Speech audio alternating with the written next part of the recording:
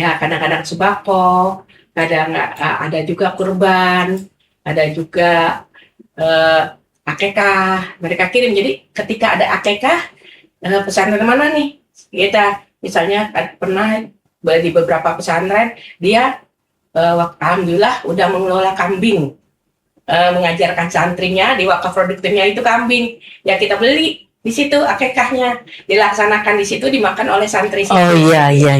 Bareng-bareng sambil baca doa untuk si baby yang baru lahir itu. Dan di pesantren itu dilaksanakan akekah gitu. Jadi untuk wakaf sendiri kami belum selama ini dapatnya bukan untuk wakaf, tapi untuk beasiswa santri tahfiz Quran. Bahwa sebenarnya sudah sangat banyak diberikan contoh-contoh ya Bu ya. Iya, contoh-contoh yang sebenarnya harus kita laksanakan. Jadi pengelolaan wakaf di Singapura itu terbaik di Asia Tenggara sekarang. Terbaik di Asia Tenggara. Itu sekarang dana yang terkumpul sudah mencapai? Kalau sekarang saya nggak ngikutin lagi tuh. Terakhir yang Ibu ikutin? Yang itu 10 tahun dari awal pendirian waris itu kan 2001 ya. Sampai 10 tahun setelah itu dari 150 juta jadi 500 juta ya, Singapura dolar.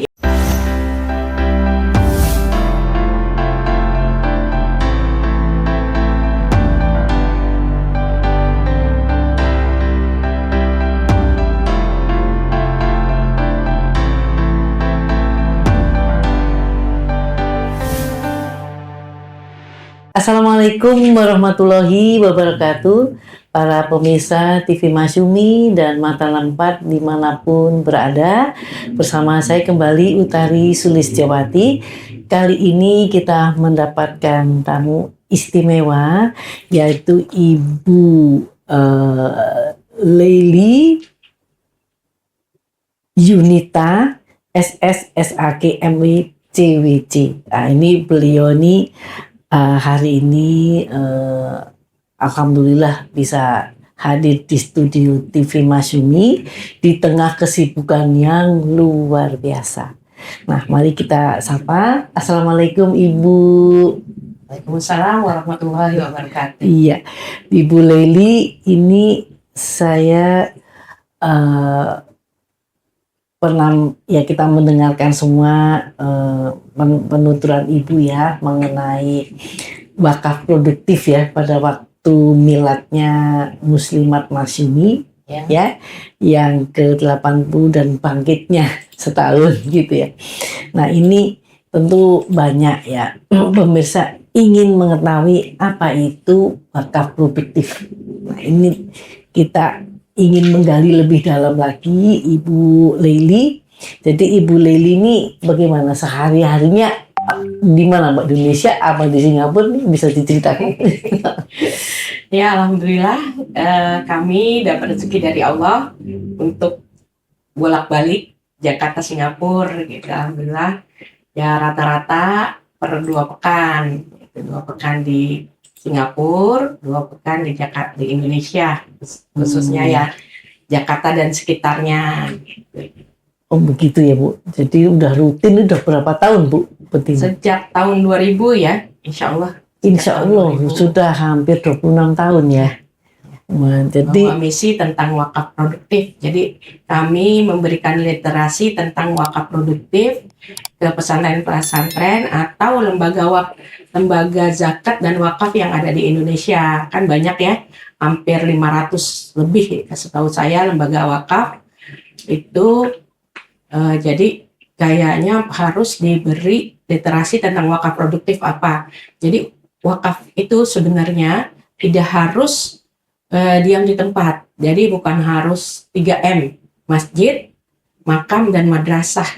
Tapi wakaf itu hakikatnya dari zaman Rasulullah itu adalah diproduktifkan. Ketika sahabat Rasulullah memberikan wakaf kebun kurmanya yang Buhairah itu, nama kebunnya, itu Rasulullah nggak menyatakan itu harus diambil kebunnya sekaligus, tapi hasil aset dari kebun kurmanya itulah yang harus berlangsung dan dibudidayakan gitu ya. diberi kelangsungan terus, lalu dibagi-bagikan asetnya itu ke masyarakat yang Iya. membutuhkan. Jadi produktif ya, produksinya produksinya. sampai hari ini ya Bu ya. Sampai hari ini seperti sumur Usman, Iya. itu seperti itu. Masya Allah, itu katanya dananya itu masih terus bertambah terus Ibu ya. Ya, terus yang seperti juga aset wakafnya Syekh dari Aceh itu yang jadi hotel kan, di mana penduduk Aceh yang ikut berKTP Aceh yang pergi haji dapat uang saku kan di sana berapa juta. Itu kan hasil dari aset wakaf produktif yang dihasilkan dalam bentuk hotel, menghasilkan sehingga bisa memberikan maslahat ke rakyat Aceh yang pergi haji. Oh iya. Jadi itulah hakikat wakaf produktif. Jadi nilai modalnya nggak berkurang, malah kemungkinan asetnya bisa bertambah dengan mungkin bisa beli lagi yang baru, tanah lagi, iya, atau segala betul. macam. Terus asetnya dalam bentuk kemaslahatan umatnya juga lebih banyak. Iya. Jadi itu kalau di present value-nya itu luar biasa sekali ya. Betul. Jadi 1 hektar itu bisa menjadi multifungsi ya. Kalau misalnya jadi pesantren juga bisa untuk bisnis lain juga ya. Mungkin pesantren di lantai berapa. Nah, ini di Indonesia kan 85% kan Muslim ya Bu ya.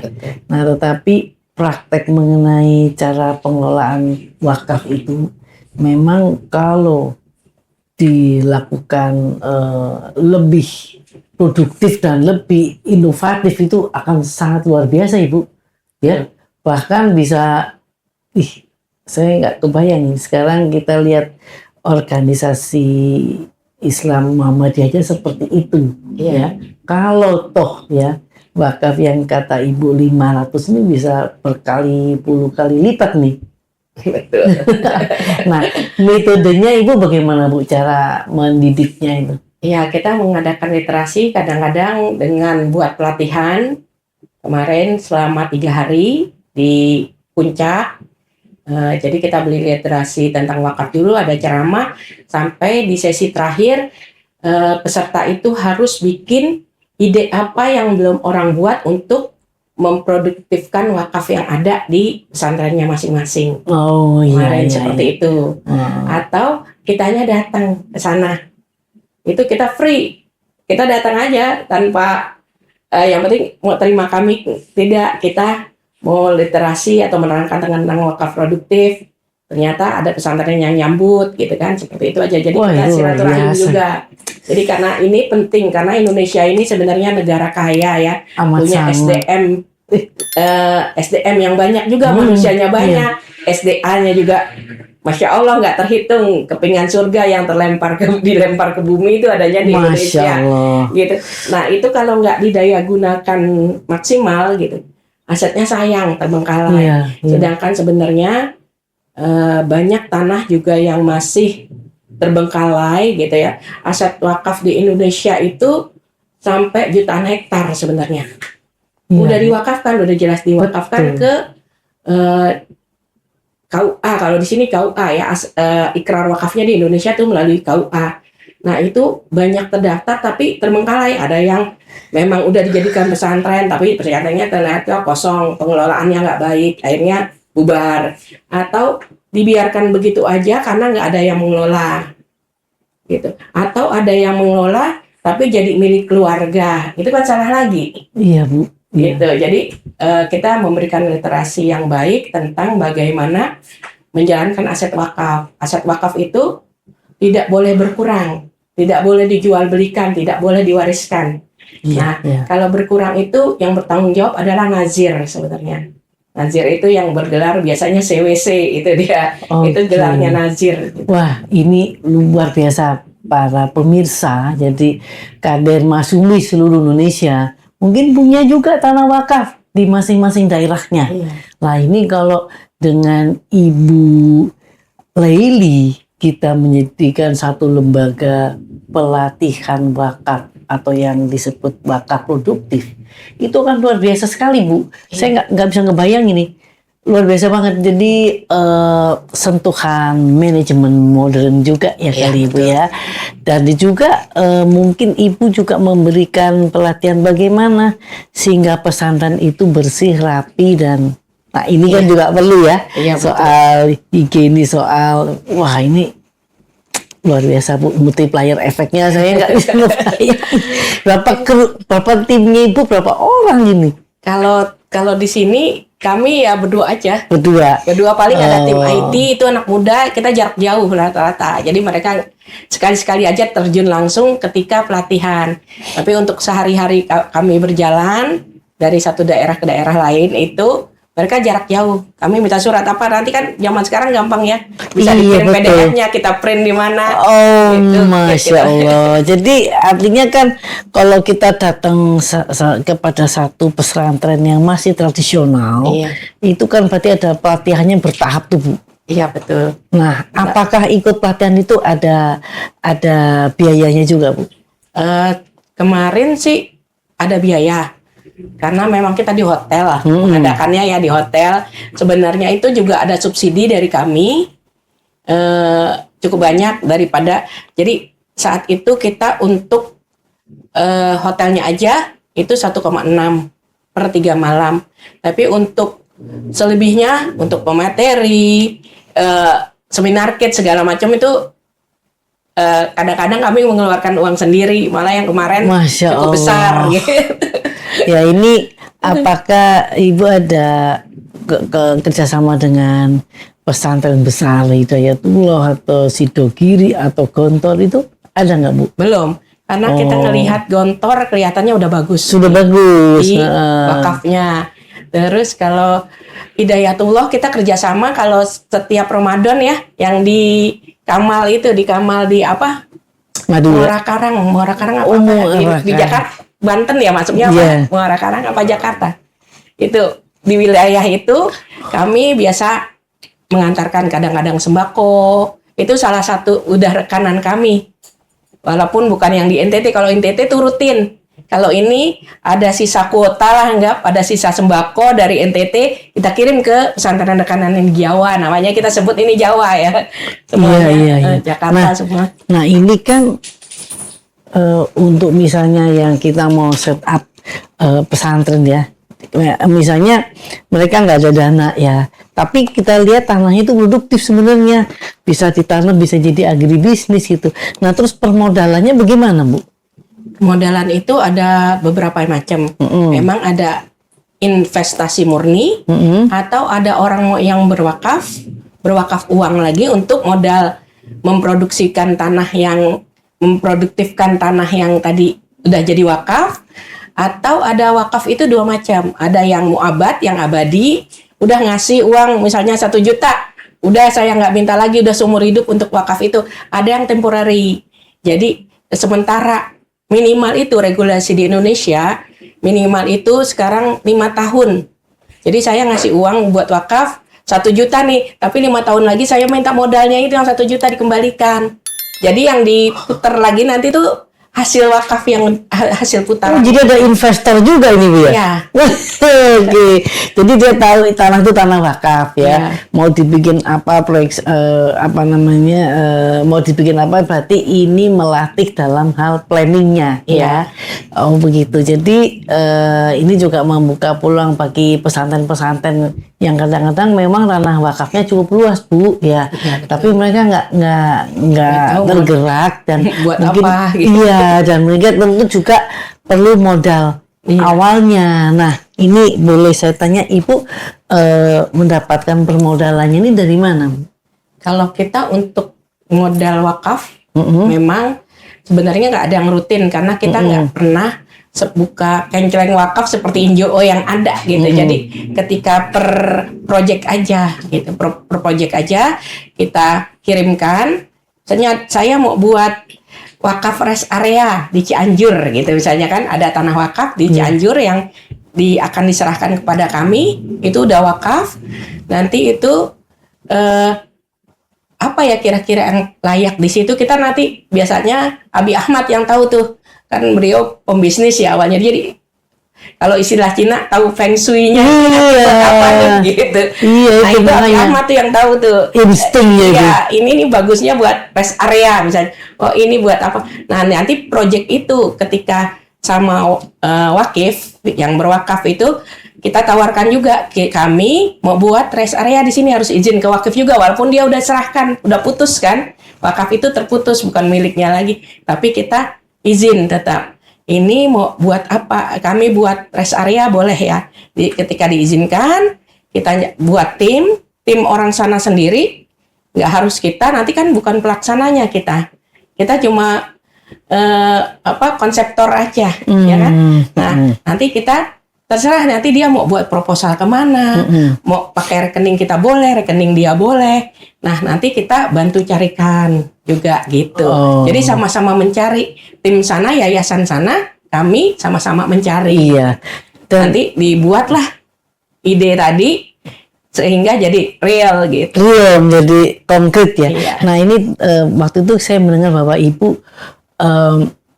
misalnya mendapatkan dana dari para donatur di Singapura misalnya. Nah, itu juga Ibu kelola. Iya, Itu mereka itu memberikannya sebagai wakaf atau memberikannya sebagai investor. Bukan rata-rata kalau selama ini yang kami terima bukannya untuk wakaf, tapi untuk pesantren, tapi Quran. Itu yang kami kirim ke NTT.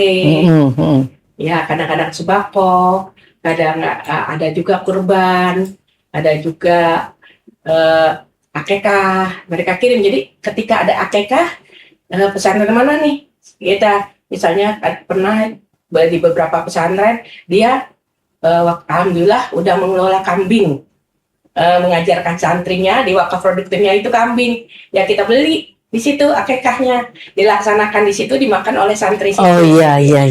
Bareng-bareng sambil baca doa untuk si baby yang baru lahir itu. Dan di pesantren itu dilaksanakan akekah. Gitu. Jadi untuk wakaf sendiri kami belum selama ini dapatnya bukan untuk wakaf, tapi untuk beasiswa santri tahfiz Quran.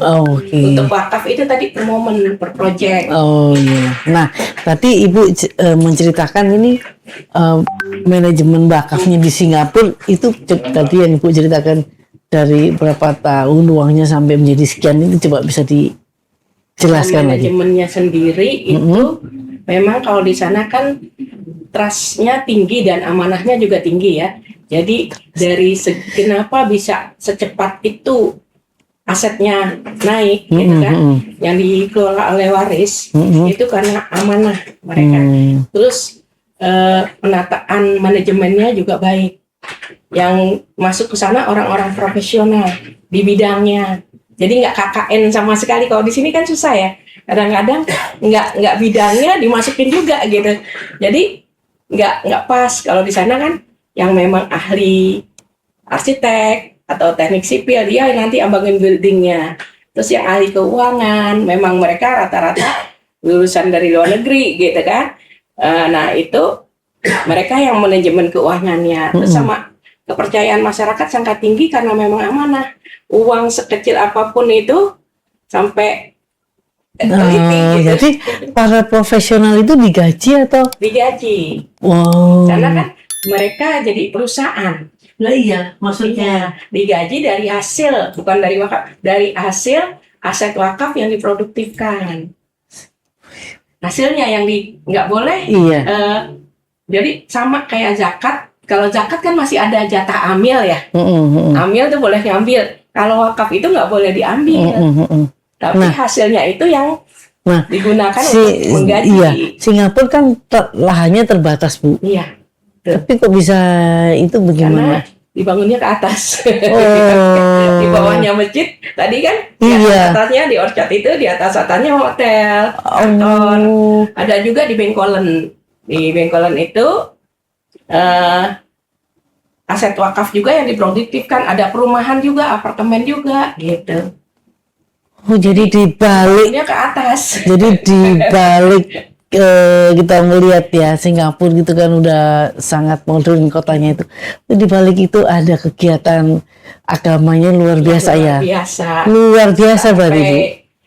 Kalau dari menyumbang juga kemarin atas nama negara juga ke Palestina dan atas nama MUIS juga ke Palestina. Jadi itu rutin. Untuk doa kunutnya aja tiap hari ya Bang sih, tiap hari doa kunut untuk rakyat Palestina gitu. Kita nggak harus demo. Kalau di kita nggak harus demo, Iya. harus adem negaranya. Tapi kita Betul. lebih baik apa sih? Lebih baik aktivitasnya gitu yang nyata daripada sekedar demo capek tapi kita nggak punya aktivitas yang nyata untuk memperjuangkan Palestina gitu kan. Dengan kita mengumpulkan ide dan dana yang banyak itu bisa membantu perjuangannya juga. Berarti itu smart thinking, smart doing. Jadi artinya kan banyak cara ya Bu ya. Jadi kita melihat tuh, saya pikir tuh hanya berpikir mengenai apa namanya sekuler lah, kapitalis lah gitu kan. Tapi dari sini terkuak juga ya Bu ya. Untuk demo nggak salah juga sih, untuk menyiarkan ke dunia kami ada. Gitu, Iya, nggak apa-apa. Tapi ini kalau Singapura demo macet semua, nggak bisa kerja. Kan wilayahnya terbatas. Iya, oke. Terus sebenarnya umat Islam di sana itu istilahnya seminim-minim pengetahuannya umat Islam di sana itu nggak mau ambil bunga bank. Gitu aja. Jadi Bapak dananya ditaruh di mana? Dititipkan ke MUIS juga nggak Pak? Dimasukkan ke kencleng, istilahnya kencleng amal juga, gitu. Tapi di situ ada pernyataan tidak boleh untuk makan. Jadi untuk bangun gedung, fasilitas jalan, WC umum gitu boleh. Daripada dananya didiamkan terus digunakan untuk hal lain sama pihak lain gitu.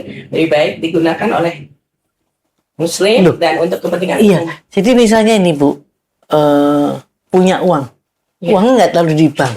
Taruh di bank tetap. Tapi bunganya tidak diambil, kan di bank ada bunganya tuh. Bunganya diambil, tapi maksudnya tidak dipakai makan, digunakan untuk fasilitas umum. Masya Allah, itu langsung berniaga dengan Allah ini. Ya, jadi kan, ya ketika kita makan makanan yang haram, doa kita kan juga nggak terkabul. Betul. Jadi walaupun dana itu nyampe ke Indonesia misalnya, dana yang hasil riba gitu kan, riba gitu kan. Nah itu ketika kita serahkan, kita kasih tahu nih jangan dibuat makan santri. Ini dana bunga bank, ini buat untuk kita gunakan untuk ini luar biasa ini. Kalau kita bayangkan ya Bu. Jadi santri juga terhindar dari makanan haram. Percuma dia hafal Quran, ntar cepet luntur.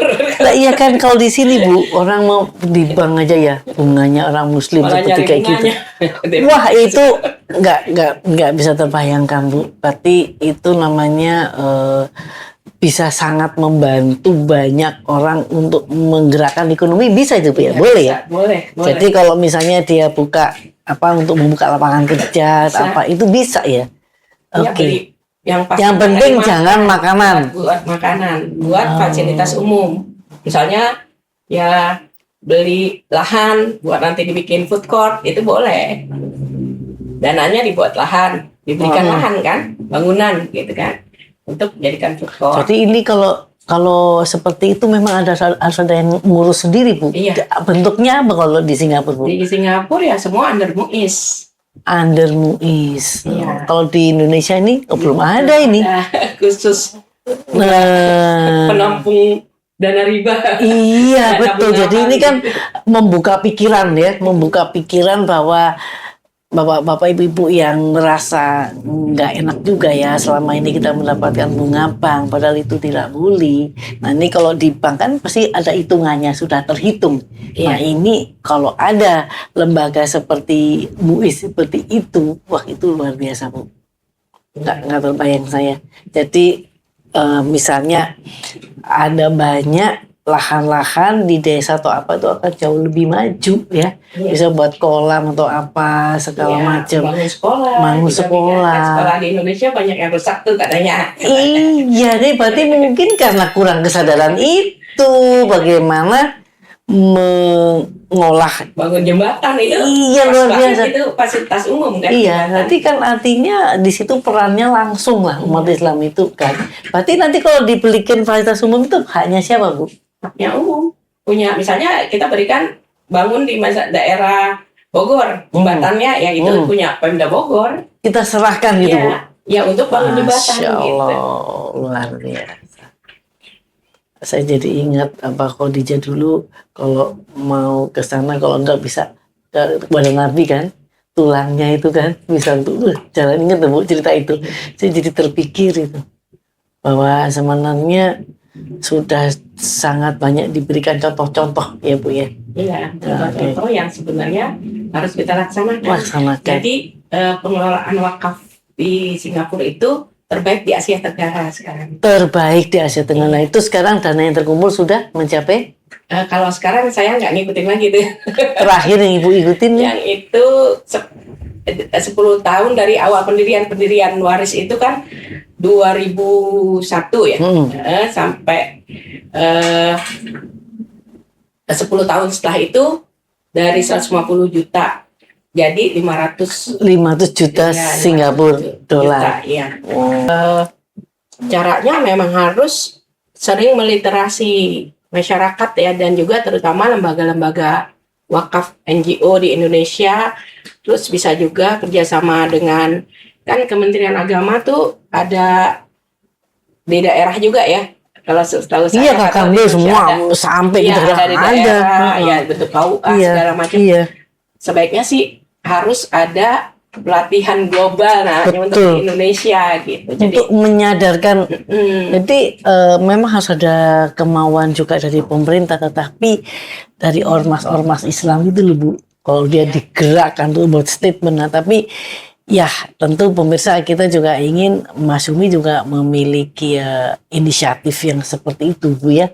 Jadi mungkin bisa melalui kita ada membentuk memang Majelis Saudagar Muslim Indonesia. Nah, itu saya rasa mungkin bisa menjadi kick off-nya itu. Kalau memang itu bisa lah, ini mungkin dengan Ibu Leili ini bisa diarahkan ya, karena ini luar biasa. Kalau enggak nanti ya itu tadi bisa dipakai makan dan minum ini Bu. Aduh, mengerikan. Makanya doanya nggak terkabul-kabul ya. Ya Allah, benar. Jadi kalau bunga pang dipakai piknik, nah ini nggak boleh ya. Iya betul.